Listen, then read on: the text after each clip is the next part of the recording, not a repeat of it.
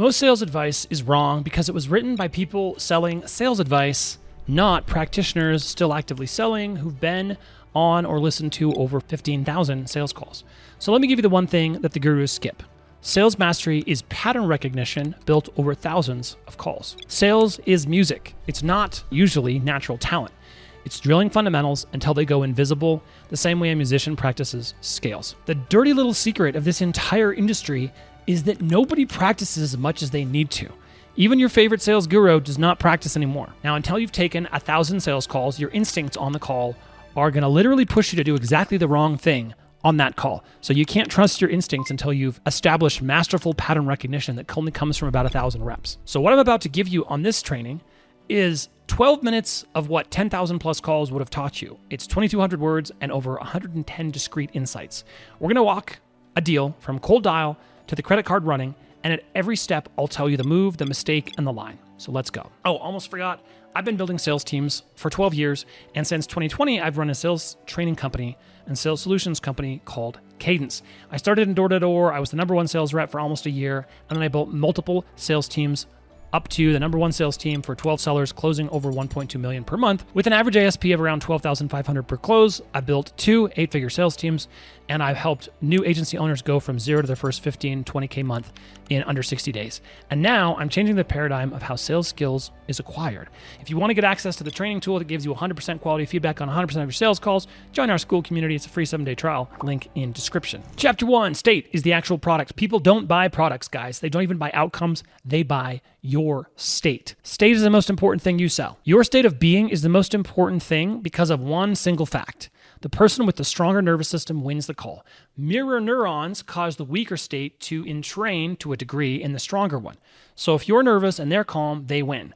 If you're calm and they're nervous, typically you win. That's why your relationship to your own ideas matters more to you than the ideas themselves. Your conviction that your product is good is more important than pretty much anything. A calm, certain delivery of a mediocre pitch will outperform the anxious delivery of a perfect one every single time. You shouldn't be nervous on a call with a prospect because you can't lose something you don't have. Getting on a call with a prospect, you don't actually have anything. You don't have credit card numbers. You don't have commission check. You have nothing. Zero. So, say that again to yourself before every call. I cannot lose what I do not have, and I have nothing. Let's see if I can help them. Let's see if I can serve them. And if you can serve them and provide value, then you will have something. Prospects, again, experience amygdala hijacking when they're about to spend real money. Your job isn't to persuade them, it's to be the calm river guide through the white water so you can land them on the shores of being your client. Or it's being the calm military air traffic controller that guides the pilot down to the ground. The salesperson with the strongest nervous system wins, period. Manufacture peak state on demand, a physical anchor paired with a vivid memory, fire it before every call. Or, in my opinion, even easier, design your life to nurture your best self in your peak state every day and twice on Sundays. Do this through giving up alcohol, cutting out caffeine, working out, going to the gym, eating healthy, sleeping enough, and meditating. If you can't learn to control your emotions, you won't be able to control your money. Chapter 2, cold calls. A cold call is not a sales call. It's a war for one thing, enough time to earn a real conversation. So here's what kills you in the first 10 seconds.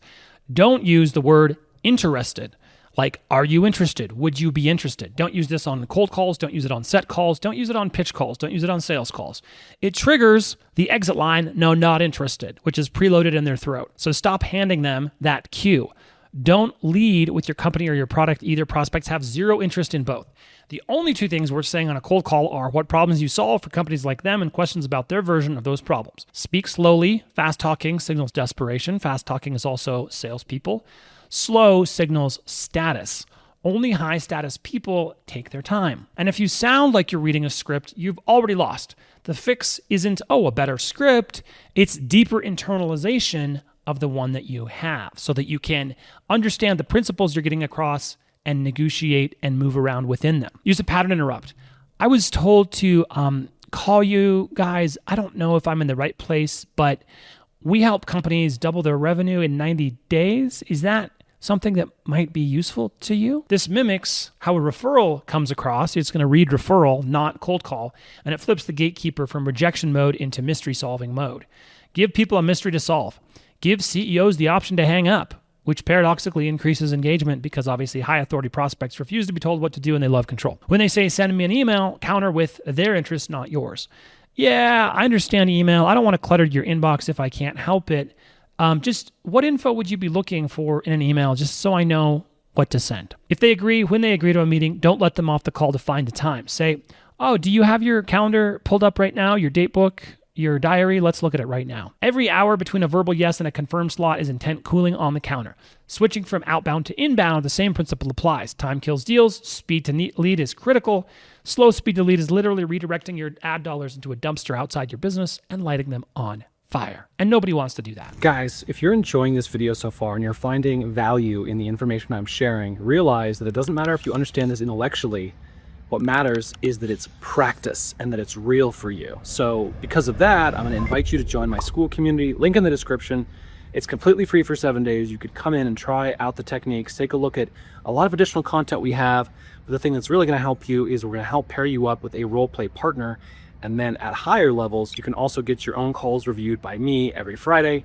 We can do a call breakdown. We can do a role play scenario, and we're going to skyrocket your skills a lot faster.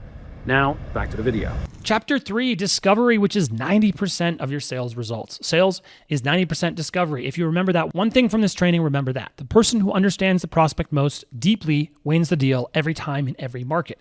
In saturated markets, depth of discovery is the differentiator. If you're a commodity offer, you must do better discovery and better solution engineering than your other competitors. The point of a sales call is to discover what the prospect wants to buy so you can sell them what they want to buy. Not what they say they want, not what they think they need, what they will actually pay for.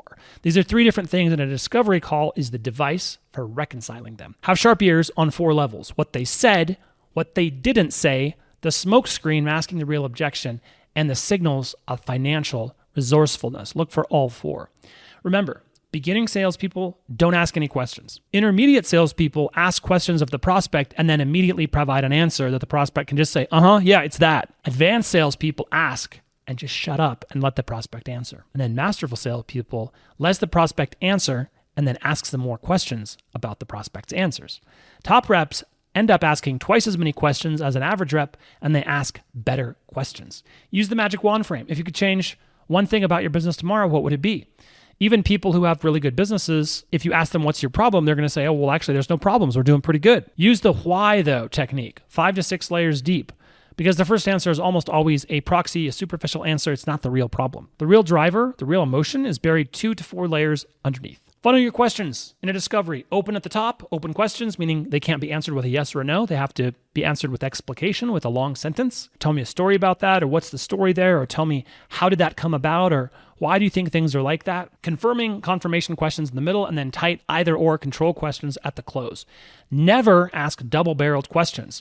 Oh, how do you feel about your marketing, and how do you feel about your ad spend, or how do you feel about your closers, and how do you feel about your setters? 2 different questions. One at a time, guys, one at a time. Prospects will always dodge the hard question and answer the easy question, and you will lose the data. Never ask yes or no questions in discovery unless the prospect is far afield and you need to use a control question to get them back on track. Control questions, yes, no questions, starve the conversation. Sometimes you want to starve the conversation, most of the times you don't. And here's the move most reps never make. When the prospect gives you a soft answer, dimensionalize it. Oh, we want more revenue. Oh, how much? By when? Measured by what? If pain isn't dimensionalized, you don't have a discovery, you just have small talk. One warning: prospects deflect discovery in predictable ways. Humor, logistics, praising you, skepticism, talking about competitors. Accepting the defection is the single most common mistake in the industry. Again, ask in a different way, sit in silence, make them uncomfortable, they will answer.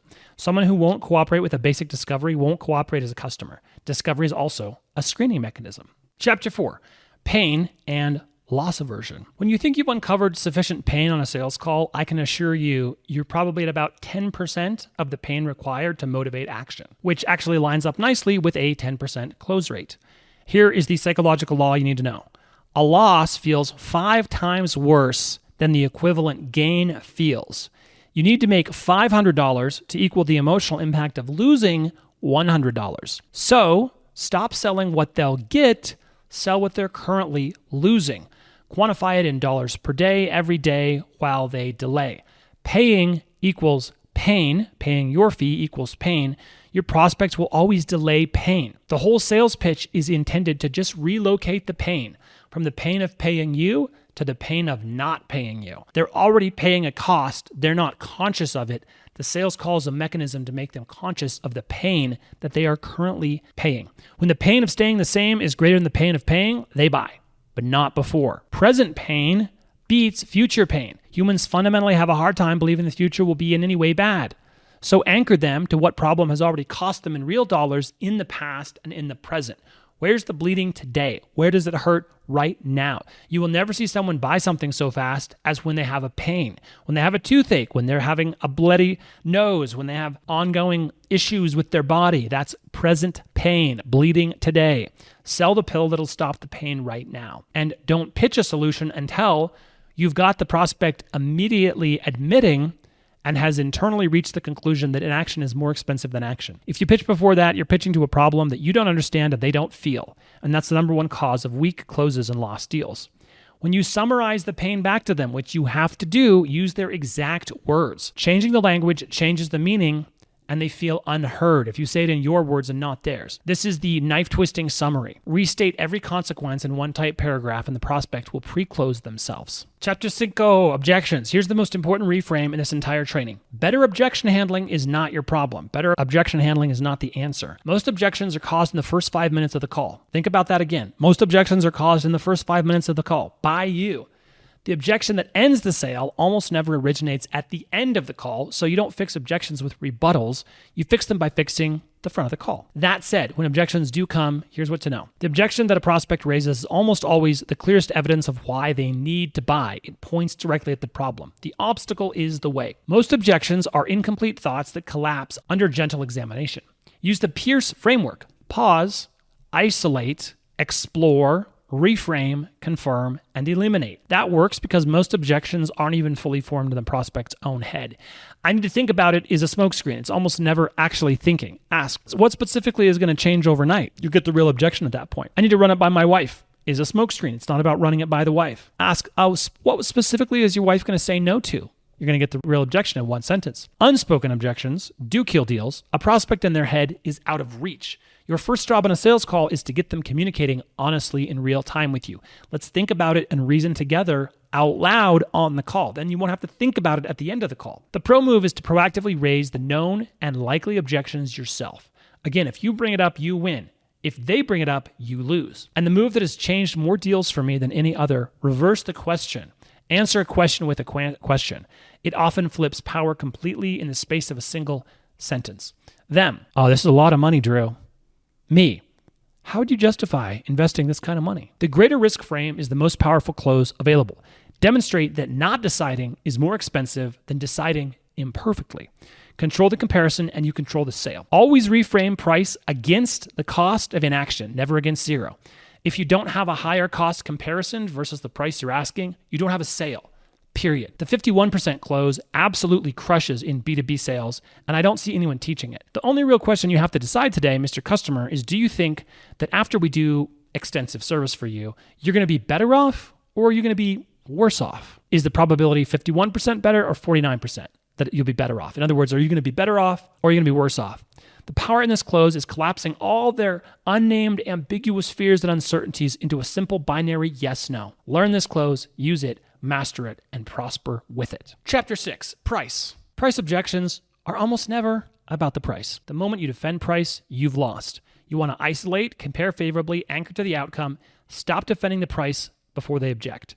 Defending unprovoked signals you expect resistance, that most people don't like the price, and that creates the very objections that you were trying to prevent. Just state the number, move forward as if it's already agreed, only address price if they raise it as an immovable blocker. That's a lot of money is different from that's more than I can afford to pay. I don't have that money presently available to me.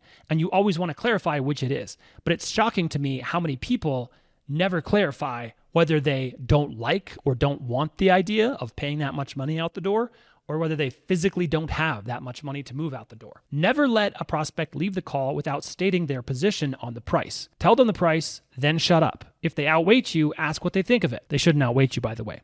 Sharing price earns you the right to hear how they feel about it. Nonverbal cues such as nodding, note-taking, grunting, okay, are not how they feel about the price. Don't come to me and say, oh, Drew, I dropped the price and he said, okay. And then I tried to move on and he gave me an objection. Okay is not a buying signal. If he just grunts or says, okay, you're going to ask him an explicit question. John, how does that work for you? Will that investment work for the goal of getting X? Always require a complete sentence verbal response, and okay is not a complete sentence. Discounts, by the way, is a sales skill atrophy tool. Letting your reps or letting yourself sell with discounts is like letting your kids play with kitchen knives or matches. The line for a reflexive discount seeker, because some people will just ask for a discount because that's like for sport, they do it on every purchase, is, oh, this price already includes max discounts for your situation. Calm, firm, that's all you need to say. Or the Grant Cardone classic, I don't have any more money to give you. When they ask you to work for free, that's not a price objection. That's a trust objection wearing a price objection costume. Free work validates their skepticism, build trust instead. And if someone is really looking for free work or working completely on performance, you will never win that deal. You will never have a good experience with that client. Leave them in the dust. The economy is for people who understand that it takes money to make money. Chapter 7, the close and micro conversions. Most people think that a sale is about one yes at the end of the call. That's not true. Every sales call contains 5, 6, 12 micro conversion gates, a small affirmative decision in a sequence. And this is not a yes ladder, babe. One client that I worked with, I took from 7% close rate to 48% close rate by fixing the micro conversion gates. Russell Brunson is one of the greatest salesmen alive, specifically because he understands the concept of sales to be made. There's never just one sale on a call. There's 5 or more, probably, in most verticals that I've worked in. The sale that the problem is worth addressing, the sale that your vehicle is the right solution to the problem, the sale that the problem should be solved now and not later, the sale that the solution is worth more than the cash in their bank account, the sale that you or your company is the right driver of the vehicle you're offering, the sale that they can't do it themselves, the sale that you guys are better than an alternative, and more, and on and on and on. If you have to ask for the sale, generally speaking, you can tighten up your process before the end of the call. I know it's sales literature that always ask for the business, and there's different ways to do this that don't require you to ham-fisted, awkwardly ask, well, do you want to get started right now? You should ask for the business in a very much more subtle way, which I can cover in a different video. The close should just be a formality. Salespeople get paid to create tension and not release it. The way that the tension is released on the sales call is the person buys your thing. They get your solution. That's how they resolve the tension and release it and move forward. The scariest prospect for you guys should be the prospect who seems the most perfect and ready to move forward. We call that the perfect prospect paradox. Green flags early in the call are as dangerous as a single red flag. They make you drop your guard and get out of your sales process. Buyers know this. They will come across as a perfect prospect for you in order to lower your defenses and get out of your sales process and get out of allowing you to raise tension on them in the call. Happy buyers are the most dangerous buyers. They'll fake enthusiasm to escape accountability, and then you lower the tension and you don't create the tension that forces a decision. Then they're going to escape off the call. You're going to feel emotionally good of, oh, this call is in the bag. I'm going to make a huge commission on this. That's the emotional sale that they've made to you. Then they're going to use logic to escape the call. Oh, I'm just going to talk to my wife. The funds just need to clear. My credit card is in the other room. I left it in my truck. I'll have to go get it tomorrow. Emotion is what they use to make you sold that they're sold. Logic is what they use to escape. These are high-level sophisticated prospects. You guys have to be more sophisticated than them. And if you are watching this video, you should subscribe to my channel so I can train you to be more sophisticated than the most sophisticated buyers in the market right now. And how can I do that? Because I am one of the most sophisticated buyers in the market. So land the prospect on a specific package before discussing next steps. Move from a verbal yes to a concrete physical action. Oh, do you have your email pulled up right now? Therefore, you can send the payment link in email. You can send the standard agreement in email. Deliver the close in the same calm, administrative tone as the rest of the call. Any vocal shift signals nervousness and gives the prospect permission to panic. So sell today, educate tomorrow. Don't coach on the sales call. Coaching and consulting comes for after they've paid your upfront fee. Chapter 8, and I hope you're sticking with me because we're almost done here, guys. This has been a fire hose, and you guys are here for it. I appreciate you. The period between booking a meeting is not dead time. It's the highest leverage hour of the deal. When they book a call, pretend they just paid you 10 grand. White glove concierge service, setter and closer, 3-way group chat the moment it's booked, selfie video, case studies, tie downs, any reason you wouldn't be able to make our meeting tomorrow. Activate accountability before the no-show happens. If there's any reason that you think you might not make it tomorrow, let's release the slot for someone else. We have a lot of demand and we're trying to help as many people as possible. If they ghost you after a really good sales call, that ghosting almost always means liking you, not disliking you. People who like you ghost because disappointing someone you like is hard. If they hated you, they just tell you on the call, like, This sucks. I would never buy this. That happens a lot. If the prospect genuinely dislikes you and your service, they will tell you, I promise. But if they like you because you build rapport, they will ghost you, that girl in high school that got away, right? The follow-up email that re-engage them is the one that removes pressure. Calm, non-judgmental, send them value. Just send them results. Confidence reopens conversations that look permanently closed. Send them new information about the product they wanted to buy. New styles, new colors, new options, upsells, downsells. Lots and lots of wins of your current customers with the same product. More examples of how the exact process will go. This is the follow-up that will close deals. A word on multi-stakeholder calls. The silent one will always kill the deal. You got to get everyone to talk, everyone to engage. Get the easiest yes first to start the yes ladder, and the social proof and the social pressure will do the selling for you. People in a crowd are dumb, panicky animals. Use that to your advantage. Power map on multi-stakeholder deals as soon as possible, if not sooner, before the call or worst case on the call. Who's the economic buyer? Who's the influencer? Who's the skeptic, the champion, the technical evaluator? Suss out which one is most easily convertible to your best internal champion, and that's often the single highest leverage move available. Convert from the easiest to the hardest using social proof as your leverage, and your champion will close the deal for you internally if you've done this correctly. Chapter 9, Teams, Hiring, and the Founder Trap. If you are a founder and you are still the best closer in your company, you haven't built a system, you've built a dependency. Don't hire experienced salespeople first. Veterans are neurologically wired to sell your thing the way they had success selling the other thing that isn't your thing. They're not going to be successful. Stop hiring salespeople. Start hiring people who are good at customer service, people who like listening to other people and are compelling to speak to, and train them on your value proposition and your customers. On interviewing, the true A-player salesperson will flip the interview into a discovery call on you and your offer. They will drill down. They will ask you about compensation. They will ask you to share with them screenshots of actual results. They will be no BS pounding and evaluating your business. Use the infinite drill down technique to suss out the BS. Salespeople are really good BSers. Real operators and real salespeople are able to describe their work at any level of detail, from 100,000 feet all the way down to 2 microns. BS artists have to stay vague because they're stealing credit for things they didn't actually execute, so they don't know the execution steps. Those who executed can answer at any level of nuance and detail. Those who stole credit are just going to start making up stuff or dissolve into meaningless generalities, which really means they didn't do the work. A manager's job in the morning huddle is not updates. It's actively engineering belief in the value of the product. Someone who hears no 10 times a day needs to be hyped up by a revivalist preacher every morning so their belief is hyped to the max. Reps need to focus on process perfection, not outcome targets. Process is in their control, but results aren't. Self-belief is what drives behavior change. When a rep stops believing in themselves, they have to borrow your belief for a while, or you have to let them go. I give you the gift of these 4 words: I believe in yous. Use them liberally and indiscriminately on all your sellers until they prove that belief. Drown your reps in your belief for them until their faking it becomes making it. Remember, money loves speed, wealth loves time. Save your prospects time by being fast, and poverty loves indecision. So act accordingly. If you're indecisive in your business, your prospects are going to be indecisive with you. One last thing, guys. Discovery shouldn't be interrogation. It should be 2 strangers at a bar when the prospect ends up telling you their whole life story. People don't buy from people they like, they buy from people they respect. Respect comes from the courage to ask hard questions, challenge people, and then be calm enough and a good enough listener to really hear the answers, whatever they are. It also comes from demonstrating competency in your field and with your product. People respect competency. If you just do that, and only that, your close rate probably doubles inside 90 days. I've watched it happen on dozens of teams. Hit subscribe and leave a comment down below if this was valuable.